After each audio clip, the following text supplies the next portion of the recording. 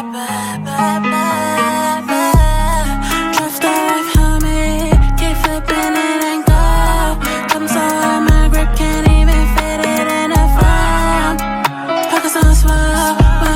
it do? What it is?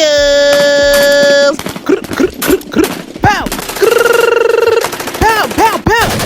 What it do? What it is? Girl Black Pop, aka Soda Baby, aka Asuka. And you're now tuned in to Soda Talks TV. So let's get into these hot topics. First on the docket, we have, you guessed it, if you wanna go take a ride with me, Nelly. I got something you don't know, and I got something to tell you. Recently, over the weekend, Nelly revealed some interesting footage of himself getting that Gok 3000. The rapper revealed that was supposed to be sent to his close friends, but he forgot to press the close friends button, so it went on his regular page. And it was revealed that his was the size of a Tic Tac. I feel like black people can be really delusional when it comes to size, because in reality, yes, we all like big. It's nice to look at, but it's a lot to handle. And you would be looking tired of Sukihana at the end of the shift if your was over there sucking a Nick Cannon. But if I had to choose between a Nelly or a Nick, I'm definitely taking the Nick. Because sometimes when it's short and it can't reach all the way how you need it to, it can get underwhelming. And then sometimes when it's a Nick, he don't know how to stick. And it's like you going so hard thinking you doing something, but you don't really understand, because people been telling you got a big all your life and you don't really care about how somebody is taking that. Because the best of my life, he was a Nelly size. So that's why I'm like, I don't know why everybody's going crazy over it. Maybe because half of y'all just beat the out. So it may take a little extra to fill all y'all loose walls back there. Because they say that when a woman's turned on, her can grow 5 inches deep. But you know, when you're really active and you're always used to something big, of course you're gonna have an issue, because the malls just may not be, you know what I mean? It's loose goose, baby. Because the best I ever had was from somebody who was Nelly's size, because he had to come with something else.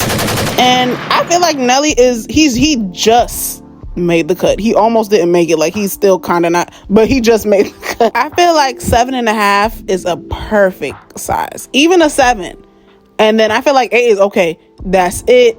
You know, we got some extra work to do, because I don't need you beating me up every day, because who knows if I'm staying with yo anyway. Because I don't need you ruining me if anything gets bad, because you're gonna be other anyway. So the question of the day is big overrated? Because if somebody was cheering me on the way Nelly was cheering that girl on, I'd be feeling like I'm doing the goddamn thing. Because half y'all be quiet and boring, and you wonder why don't nobody want to suck y'all anyway. So let me know in the comments. It's a safe place. Next on the docket, we have Joe Rogan. Joe Rogan has been put on blast by India Arie for saying the N-word 70 times out of a context compilation that was going viral. Check this out. Short message here about why I decided to ask my music be pulled off of Spotify. So check this out. Like, you know, saying the word Nick. you've already said D is just like Nick. Saying Nick, she's calling you a Nick, like this boy that he's a Nick, and starts calling him Nick or Nick. There should be a word like Nick, especially like the word Nick. That's our Nick. He says Nick, and then our Nick starts saying Nick. Do you use the word Nick? I empathize with the people who are leaving for the disinformation reasons, and I think that they should. I also think that Joe Rogan has the right to say what he wants to say. I also think that I have the right to say what I want to say. So as an artist who builds, Spotify is built on the back of the music streaming. So they take this money that's built from streaming and they pay this guy $100 million, but they pay us 0.003% of a penny. India Arie says, what I am talking about is respect. Who gets it and who doesn't. Paying musicians is a fraction of a penny, and him 100 million. This shows the type of company they are and the company that they keep. I'm tired. And shout out to India Arie for pointing this out and standing on her word in the name of respect. because I already know the world is not getting rid of their Spotify subscription. And that goes to show you how much white people already run the world. And I like to keep an optimistic heart, but I like to stay in reality. And unfortunately, the world, it's not going to switch. It's always going to be like this, where black people will always be having to fight for their respect and their creativity. We were strong enough to make it a shameful thing for white people saying nigga, because they're the ones who made it up. Because when they say it, it truly means you're a worthless black person, because that's the origin of it when they're saying it, because that's how they define it. And he had the nerve to try to convince us for it to be okay for them to say, because it quote unquote takes the power out of the word. But it puts the power and the intention in the fact that it really means a worthless black person when they say it. It really means we're slaves when they say it, because it was black people who took the power and can keep the power in using it, or just not using it at all, because at least we can have that over y'all head since y'all run and own everything else. And since it's just words, why does it bother y'all so much that you can't say it? That you can't publicly disrespect us for being black because you can't say that? Because that's what it really means. And it just goes to show you the unfairness and the white supremacy that will always still stand, because Spotify in too deep. They ain't about to suspend him like they did Whoopi for telling the truth on the Holocaust. The least y'all can do is give us the common decency to not use it publicly on us. Damn, y'all own everything else. And he was trying to make it seem as if, if they can say it takes the power. No, with white people saying it, it puts the power back in what it really means. This was just a reminder that you're not that smart, and we know how you really mean it. Because at the end of the day, there are black people who are still gonna listen to him, and it's just gonna be what it's gonna be, and to each its own. And people like Tax don't have come out and said that he's still gonna listen to him. I'm sure Charlemagne the God is still gonna listen to him, Andrew Schultz. But I just found it funny that Tax felt the need to let us know that he's still gonna listen to his C word A, because guess what? He doesn't mean, when he says C word A, he does not mean that in a loving term. He does not mean that in an endearing term. He means it in the way we all know how he means it. So therefore, when he says it, he means it that way. I don't give a damn. There's no nice way for black people to call white people the C word. Just like there's no nice way for white people to call black people the N-word, because it's always going to mean the root of its origin. So no. Next on the docket, we have J-Lo. J-Lo recently graced the cover of Rolling Stone. How you feel about this cover? I think she looks amazing. Recently, J-Lo has had some choice words for the media. So in promotion for the new movie that she's starring in, called Marry Me, that drops on Friday, she decides to take the outrage way out. Here she states, "It hurts not to be included, Bobby." Courtesy of Hollywood Unlocked, Lopez went on to admit that she always felt like she was always scraping from the bottom. Always. "I always felt like I wasn't the one that was supposed to be in the room." The I'm Real songstress said, "That's part of being Puerto Rican, from the Bronx, and a woman." Or negrita from the Bronx, like she would like to say. She continued, "You know what I mean? All of that stuff, not being born into a family with money, knowing nobody in the business. I just went out there and say it. I'm going to just try to get in here," she added.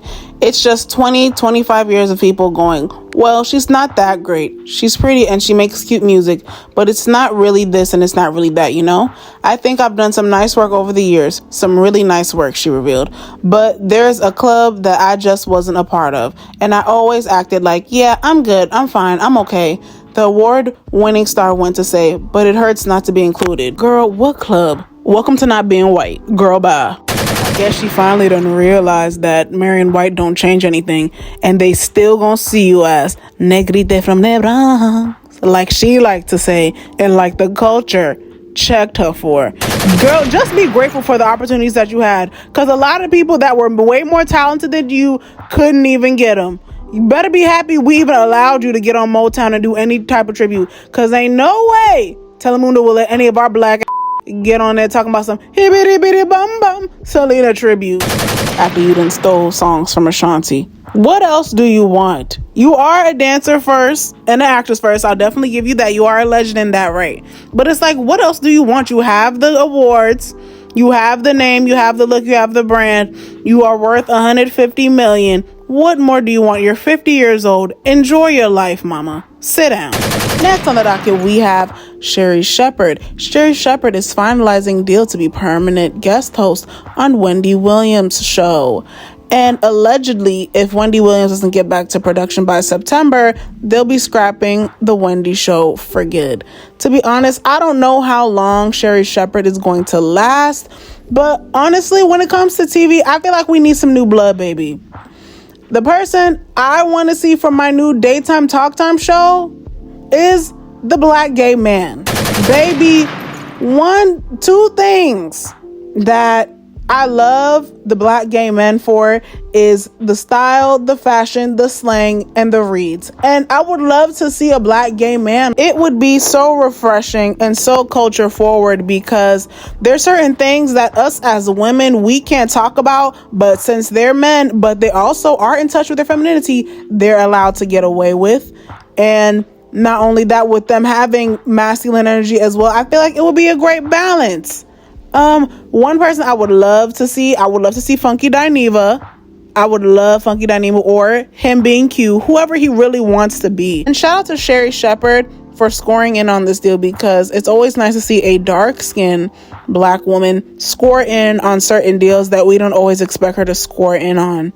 And as far as Wendy Williams, I don't think it's looking too good, because if she was really doing all right, I feel like she would have came out and made a statement by now, at least from wherever she is, to let us know how she's feeling.